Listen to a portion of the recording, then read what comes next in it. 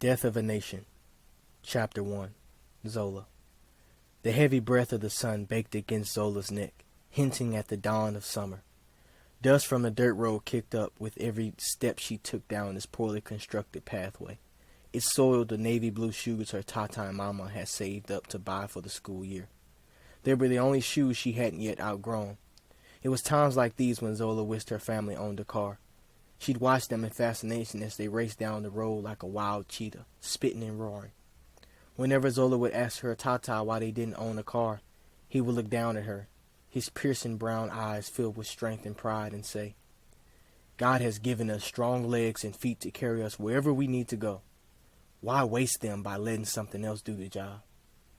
It had been years since Zola asked her Tata questions like that, and even longer since she believed his answers. She was 14 years old now, and she knew enough about the world to know that they didn't have a car because her family couldn't afford one. The journey home was more quiet than usual. The elders who would sit outside on their porches and wave to Zola were not there. The vendors going door to door to sell their various wares of jewelry, clothes, and antiques were missing. And the familiar shouts and grumbles of the old men playing cards at the end of the street were replaced with silence. The only sound that was present was the crunch of the dirt and pebbles under her feet. "Zola!" A voice faltered with shallow breaths and accompanied by heavy steps whirled up quickly behind her. Zola spun around to face her twin sister, Zora, drenched in sweat, her umber skin flushed and covered in dust. "Why didn't you wait for me?" Zora asked with an exaggerated frown. "You're always late, and I didn't want to get in trouble for you again," Zola answered without hesitation. Before Zora could respond, Zola asked, "Why were you late this time?" Zora opened her mouth, smiling slyly. "I got distracted." Just as Zola was about to speak, three all too familiar individuals raced up. All of them were as sweaty and dusty as Zora. Jubilani, who was as tall and wide as he was dark, stooped over in the center. Despite his daunting stature, he was one of the most pleasant people to be around. Luan, who was half the size of Jubilani and always wore his coal black hair slicked backwards like an American from the movies. Both of Luan's parents had passes to work for the whites in the district next to theirs, and that gave him the impression that he was better than everyone else.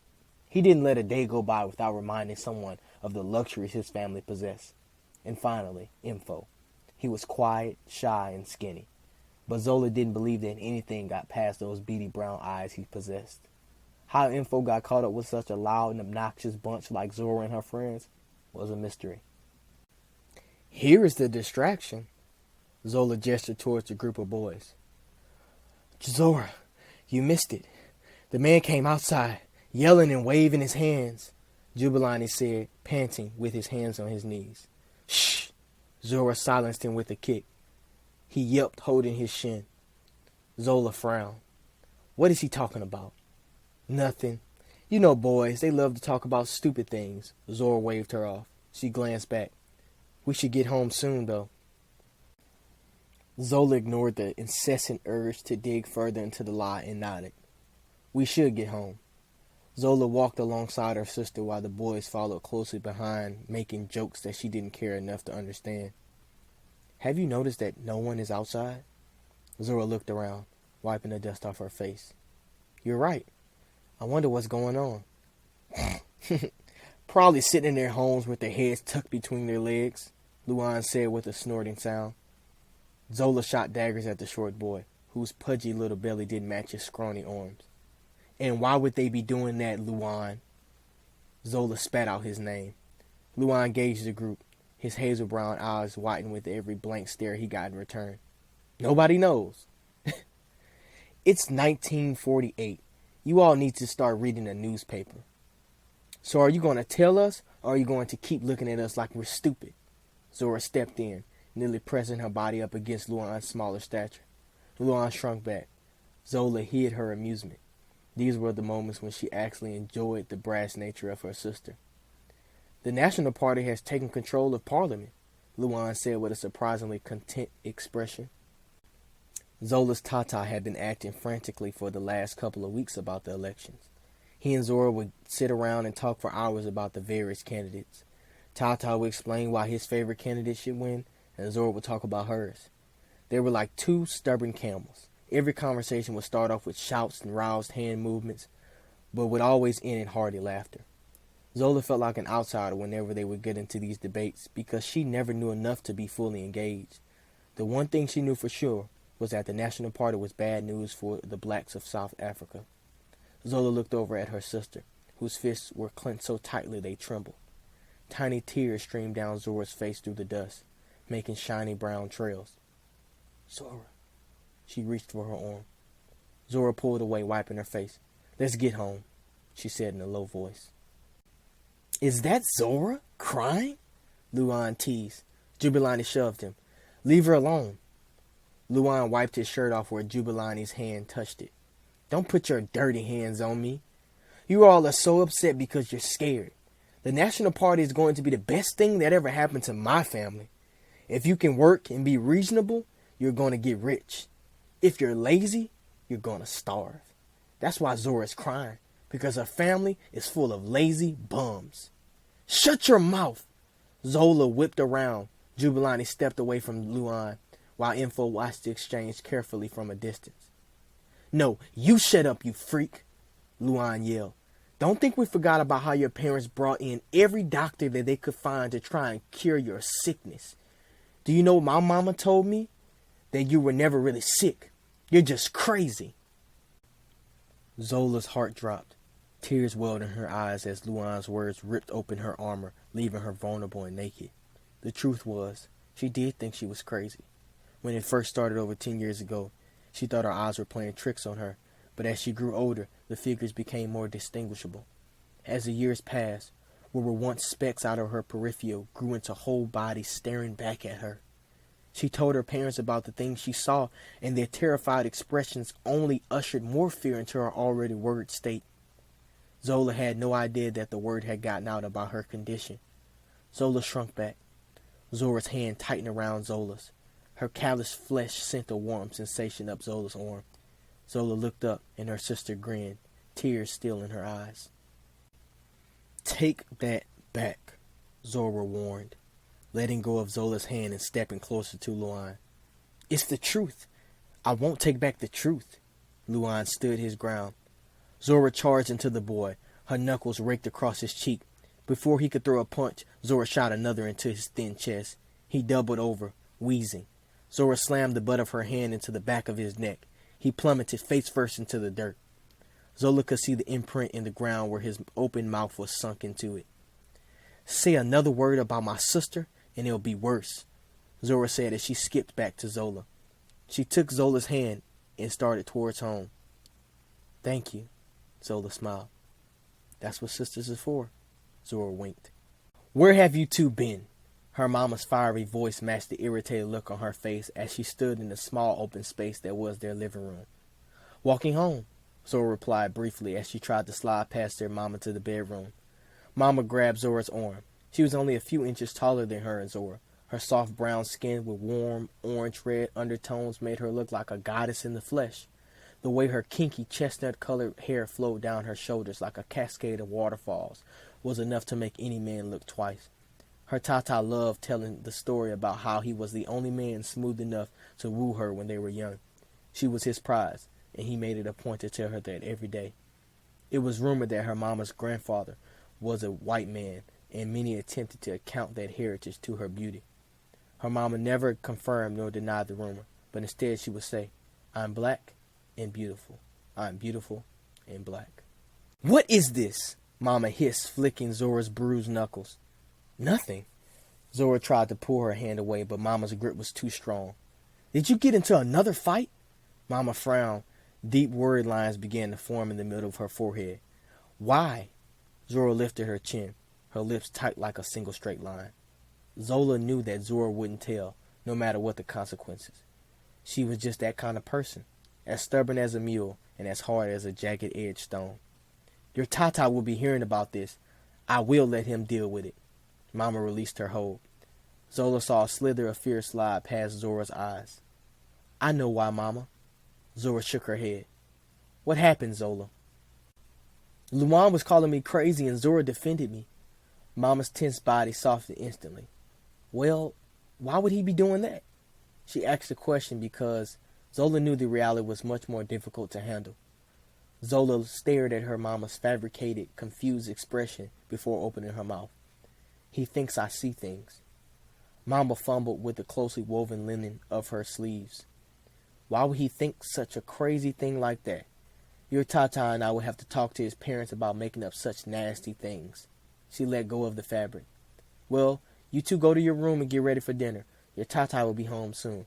But Ma, Zola started with a loose grip on her composure. Go now, Mama commanded. It wasn't long before Zola heard the front door creak open, signaling her Tata's arrival. Zora squeezed her shoulder. Tata's home. We should go eat. I'll be right there, Zola said without looking back. Zora's footsteps grew quieter until all that Zola could hear was the rhythmic beat of her own heart. She stared at the wall on her side of the room. Her Tata permitted them to paint whatever image they desired on their walls. Zora immediately covered her wall with a fierce lioness hidden in the tall grass, mouth dripping with the blood of his last unlucky prey. It took a couple days for Zola to figure out exactly what she wanted. It had to be just right. She would have to wake up to this image every morning and go to sleep with it every night. One Saturday afternoon, Zola woke up and the image hit her. She began painting the figure before it slipped away from her. After hours getting paint all over her face and clothes, she was finally finished. The blue crane, with its wings spread out like the huge branches of a bobwa tree, carrying the wind itself in its wake, stood boldly on her wall. Zola sat against the edge of her bed, looking up at the beautiful creature she pulled from her imagination. She rubbed her fingers against its long, cold, black beak. It represented exactly what she wanted to be, at peace with herself and free from the troubles the world so mercilessly brought into her life. One day, she whispered. Zola. Her Tata's deep voice rumbled through the hallway. Coming. Zola left the room.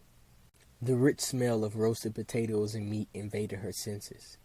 It was her Tata's favorite meal, which meant he either had a great day or a really horrible one. Zola sat down next to her sister. Her father's dark features hardened as he looked over the meal Mama set on the table. Definitely a bad day, Zola thought. Tata bowed his head ceremoniously.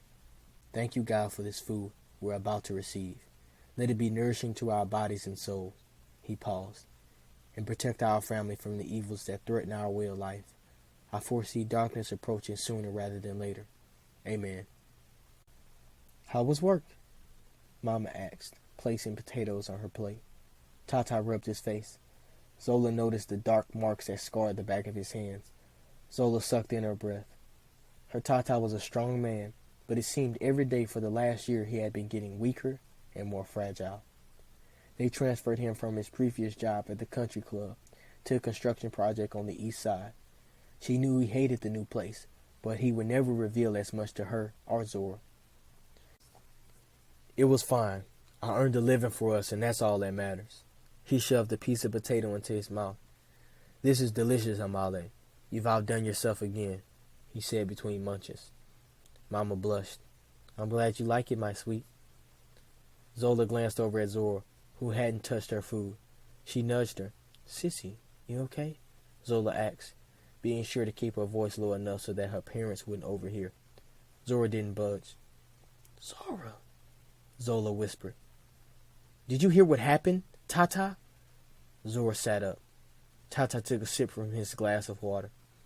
I'd rather not speak on that right now. Zora narrowed her eyes at him. So you do know. Tata nodded. A tick in his jaw began to work. Zora, be quiet and eat your food, Mama commanded. Zora stood up. No, I'm not about to sit here and pretend like nothing has happened. You yourself told me that if the National Party was to gain power in the government, every black in South Africa would suffer. The day has come. So what are we going to do about it? Tata gripped the table. A vein on the side of his head throbbed.